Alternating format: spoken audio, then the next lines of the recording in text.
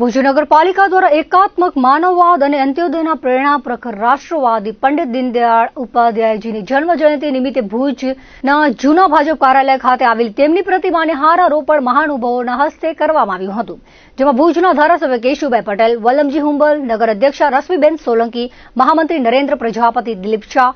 ઉપપ્રમુખ શીતલ શાહ, ડોક્ટર મુકેશ ચંદે, અનિલ છત્રાડા, રેશમાબેન ઝવેરી, બિંદિયાબેન ઠક્કર, ભૌમિક વચરાજાણી, જયંત ઠક્કર, અનવર નોડે, દર્શન અંતાણી વગેરે હાજર રહી તેમણે કરેલા સેવા કાર્યોને યાદ કરાયા હતા। પંડિત દીનદયાળજીની જન્મતિથિ સ્વાભાવિક છે, રાષ્ટ્રના હિત માટે, રાષ્ટ્રના વૈચારિક માટે પંડિત દીનદયાળજીની કલ્પના, એના વિચાર, એનો સ્વભાવ અને એના સિદ્ધાંતના અનુસંધાને ભારતીય જનતા પાર્ટીની સ્થાપના 1952માં,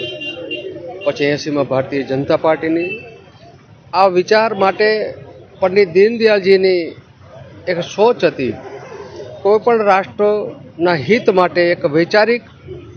રાષ્ટ્રના હિત માટે નિર્ણય લે, રાષ્ટ્રના હિત માટે કામ કરે, જનહિત માટે કામ કરે, આવી સરકાર બને। અને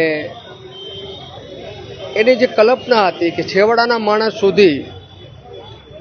વિકાસના ફળ એ માણસો સોમાનથી જીવે, એક કિસાન હોય, મજદૂર હોય, નાનો ધંધા કરતો હોય,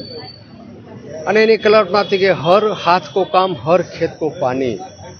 આ સ્વભાવ પર પાર્ટીની સ્થાપના થઈ છે। ત્યારે પંડિત દીનદયાળજીના એક સ્વભાવ, સિદ્ધાંત અને વિચાર અને કામ કરવાની પદ્ધતિ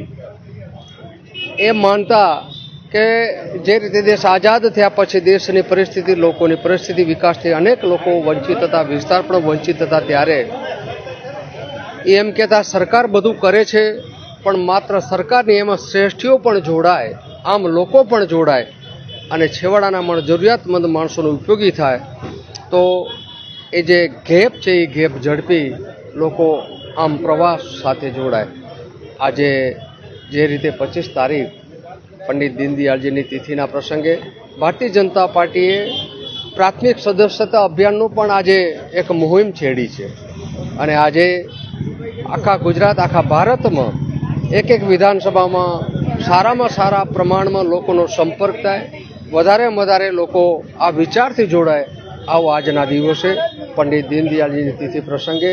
સૌને શુભકામના આપીને એની પ્રેરણામાંથી, એના જીવનમાંથી પણ આપણે કંઈક મેળવી અને રાષ્ટ્રના હિત માટે, લોકોના હિત માટે, સાર્વજનિક વિકાસ માટે આપણું પણ કંઈક યોગદાન હોય એવું હું આજથી માનું છું।